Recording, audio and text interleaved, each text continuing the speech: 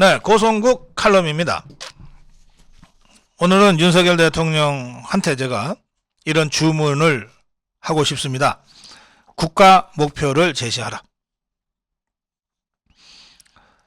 제가 한 40년 전에 대학에서 정치학이라는 학문을 처음 접했을 때요.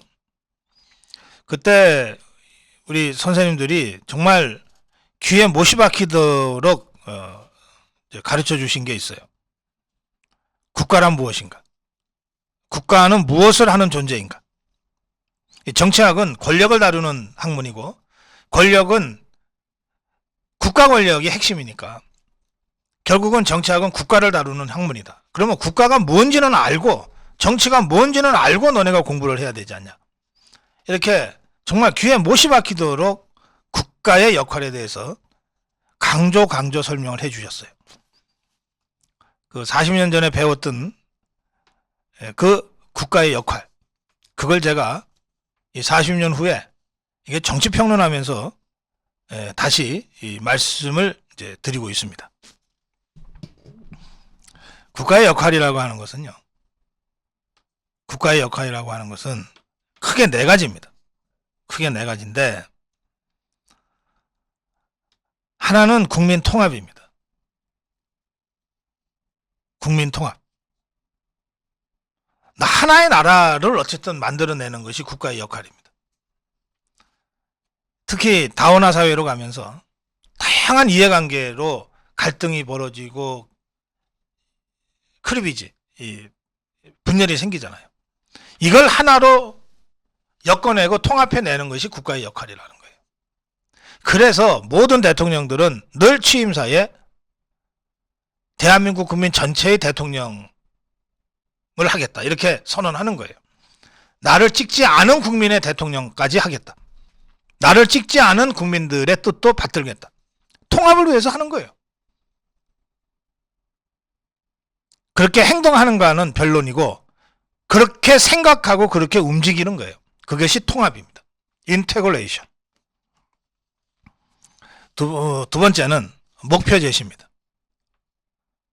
국가라고 하는 것은 그냥 이 무중력 상태에서 가만히 존재하는 것이 아니다. 수많은 도전과 변수들 속에서 어딘가를 향해서 나아가는 것이다. 그 어딘가를 정확하게 제시하는 것이 국가의 역할이고 임무다. 어딘가로 가자라고 해야 국민들이 함께 따라가지 않겠냐. 이 goal attainment, 국가 목표를 제시하는 것이야말로 국가의 가장 기본적인 의무다.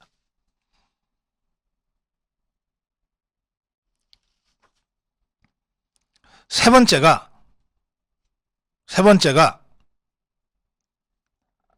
이 메인테넌스, 위기관리. 이거 국가라고 하는 건 늘 내우외환에 시달릴 수밖에 없는데,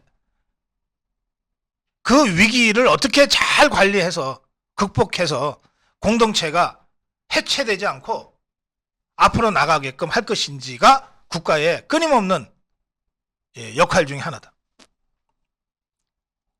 그 다음에 네 번째가 모빌라이제이션, 동원이라고 보통 우리가 번역하는 것인데,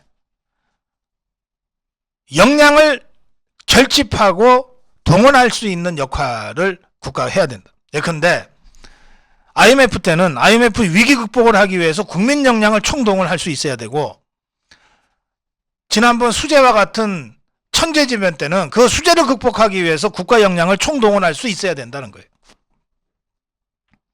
당연히 전쟁 때는 전쟁에서 승리하기 위해서 모든 역량을 총동원할 수 있어야 된다는 거죠. 이것이 모빌라이제이션입니다. 인테그레이션, 골 어테인먼트, 모빌라이제이션, 메인테넌스. 이 네 개가 국가의 기본 목표, 기본 역할이에요. 이 네 개가 제대로 되지 않으면 나라 망하는 겁니다. 넷 중에 세 개는 제법 잘하는데 하나가 좀 부족하다. 그러면 나라가 기우뚱하게 되는 거예요.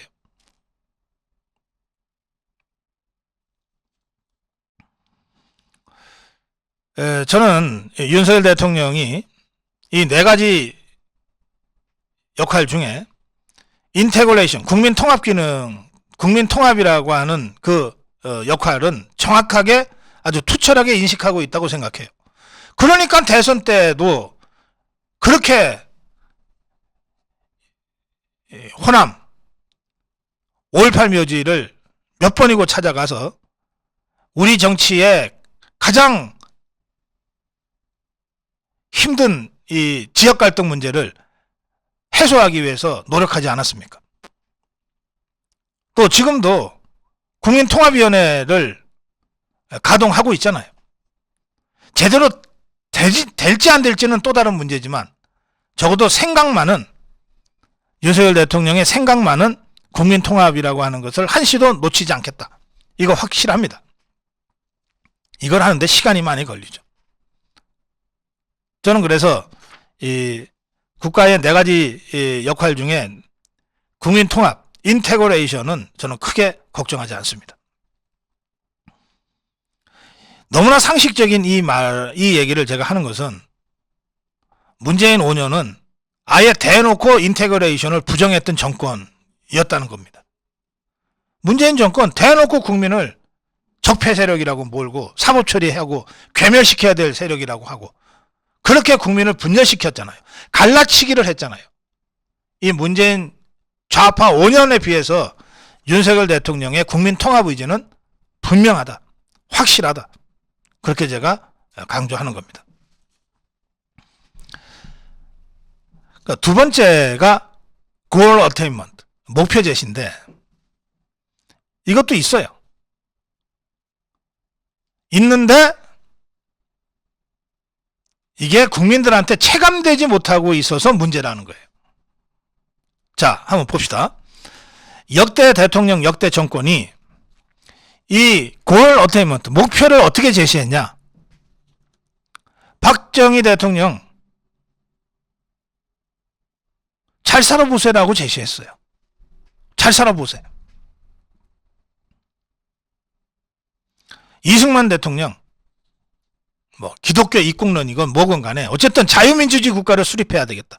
자유민주주의 국가를 건국해야 되겠다. 이게 이승만 대통령의 골 어테인먼트였어요. 목표 제시를 분명하게 했습니다.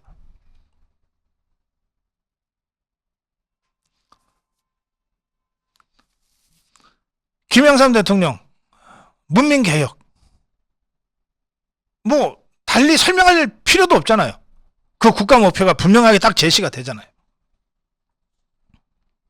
그러면 그에 상응하는 윤석열 대통령의 국가 목표는 뭐냐? 저는 윤석열 대통령이 그 국가 목표를 제시하고 있다고 생각합니다. 다만 이걸 잘 살아보세 수준으로 국민들이 체감할 수 있는 대중적 슬로건으로 표현하지 못하고 있는 것에 불과하다. 그런데 정치라고 하는 것은 아무리 생각이 있어도 이걸 국민들이 체감하지 못하면 없는 거랑 똑같다. 국민들이 체감하는 정치 슬로건으로 만들어내지 못하면 없는 거랑 똑같다. 그래서 제가 윤석열 대통령한테 국가 목표를 제시해달라. 이렇게 지금 주문을 하는 겁니다. 국가 목표가 제시가 되어야 역량, 동원이라고 하는 모빌라이제이션의 방향이 설정되는 거예요.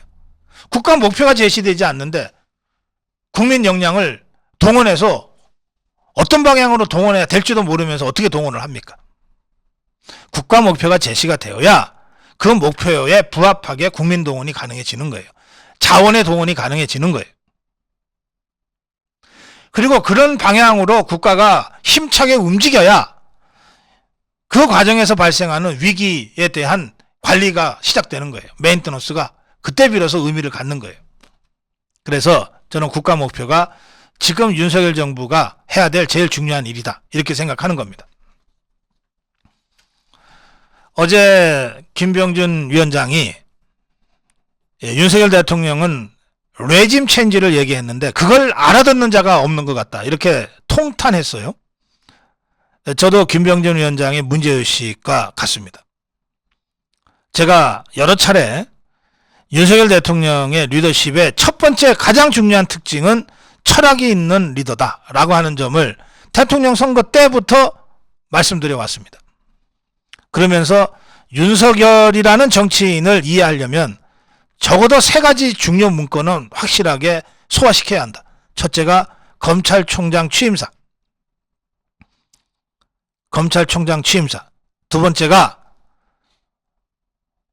정치 입문을 할 때 매헌 윤봉길 의사기념관에서 발표한 정치 입문 성명서. 그 다음에 세 번째가 작년 11월 5일 국민의힘 대통령 후보 수락 연설문. 이 세 개가 윤석열의 정치 철학을 잘 보여주는 중요한 세 가지 문건이다. 그렇게 말씀드렸습니다. 그런데 그 후에 또 하나의 중요한 문건이 추가됩니다. 그게 대통령 취임사입니다. 그 다음에 또 하나의 문건이 추가됩니다. 그게 8.15 경축사예요. 그러니까 윤석열의 정치 철학을 이해하려면 이 5개의 주요 문건을 소화를 시켜야 돼요. 이 5개의 주요 문건의 특징은 첫 번째, 직접 썼다는 겁니다. 물론 옆에서 도와준 사람들은 있었겠지만 기본 개념 그리고 디테일한 문장 표현까지 이건 윤석열이 직접 한 것 같다라고 저는 여러 차례 느꼈습니다. 윤석열 총장이 직접 검찰총장 취임사를 썼고 윤석열 후보가 직접 후보 수락 연설을 썼고 윤석열 당선인이 직접 대통령 취임사를 썼고 윤석열 대통령이 직접 8.15 경축사를 쓴 것 같다고 저는 느꼈어요. 그래서 이 5개 문건은 윤석열 대통령의 정치 철학이 잘 표현된 중요 문건이다. 솔직히 대통령실의 김대기 비서실장 이하 수석들한테 당의 주호영 비대위원장 이하 115명의 국회의원한테 내각의 한도수 총리 이하 18명의 장관들한테 묻습니다. 이 5개 주요 문건을 처음부터 끝까지 단 한 번씩이라도 통독한 사람이 있냐? 묻고 싶어요. 대통령을 모시고 일하는 사람들이잖아요. 총리 이하 장관들, 실장 이하 수석들. 그리고 집권당은 윤석열 정부의 성공을 위해서 뒷받침해야 될 정당이잖아요. 그들이 모시고 일해야 될 윤석열 대통령의 주요 연설문 5개.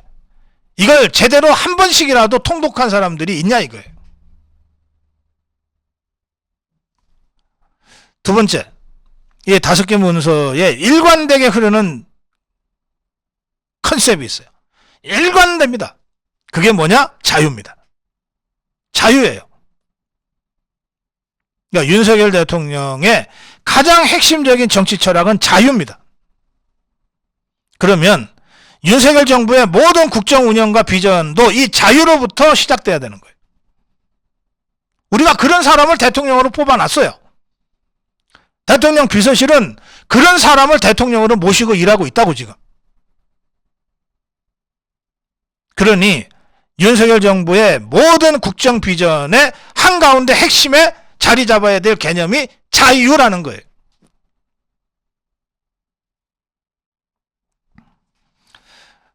그래서 이 윤석열 대통령이 생각하는 이 자유라고 하는 것, 이것을 저는 제 식대로 표현하자면 일종의 시프트다.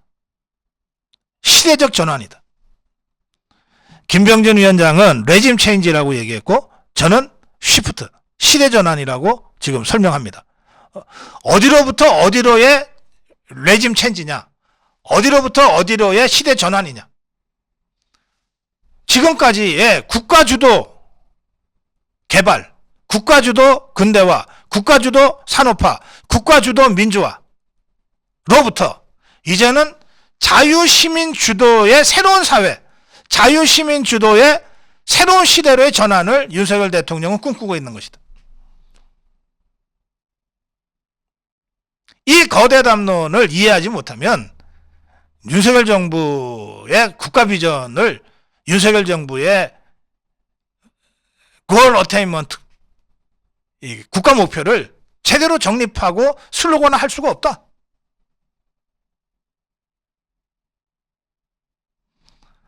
저는 예를 들어서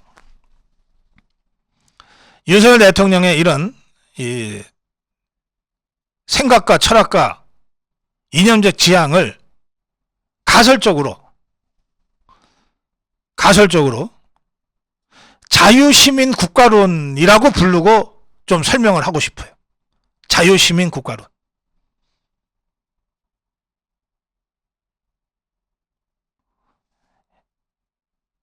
이를테면 우리가 흔히 말하는 부국 강병은 안 맞는 것 같아요. 지금 윤석열 대통령의 생각과도 다르고 지금의 시대 상황과도 달라요. 부국 강병. 20세기 산업화 시대의 부국 강병론은 안 맞는 것 같아요. 또 그런가 하면 강소국론도 안 맞는 것 같아요. 우리가 소국이 아니거든요. 한때 강대국을 못 되니 강소국이라도 되자. 뭐 이런 얘기 많이 했는데 그건 말장난이지. 우리가 무슨 소국입니까? 세계 5위의 군사대국인데, 세계 10위의 경제대국인데, 뭔가 강대국과 강소국 이런 접근도 아닌 것 같아요. 또 한때 일본 수상했던 호소가와가 했던 일본 열대 개조론 뭐 이런 식, 뭔가 국민들한테 아 맞아 하고 체감되는 뭔가를 지금 국민들이 바라고 있거든요. 그런데 윤석열 대통령은 이것을 레짐 체인지와 시프트 차원에서 고민하고 있단 말이에요. 시대전환 차원에서. 이게 뭘까? 지금까지의 국가주도를 넘어서 시민주도. 이 시대로의 전환을 지금 윤석열 대통령이 계속해서 주요 연설에서 얘기하고 있다. 그래서 저는 이것을 가칭 자유시민 국가론이라고 좀 체계화시켜보면 어떨까? 오늘 아침에 제가 불쑥 그런 생각이 들었어요.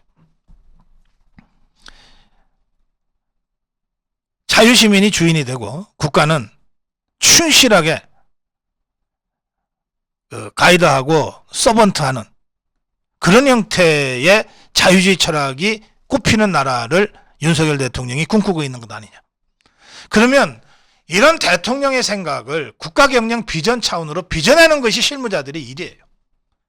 철학이 있니 없니 하는 따위의 말은 이런 정도의 정말 성찰적 고민을 한 이후에나 해야 될 얘기들이라고. 어디 감히 제대로 된 연설문 한번 통독하지 못한 자들이 대통령이 철학이 있니 없니 이런 따위 얘기를 함부로 합니까?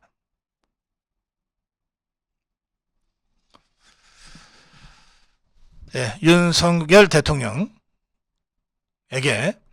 제가 정치학자, 정치평론가로서 바로 이런 맥락에서 이제 국민들이 체감할 수 있는 국가 목표를 슬로건화해서 제시할 때가 됐다. 그 점을 제가 대통령한테 주문 드리는 걸로 오늘 고성국 칼럼 마무리하겠습니다.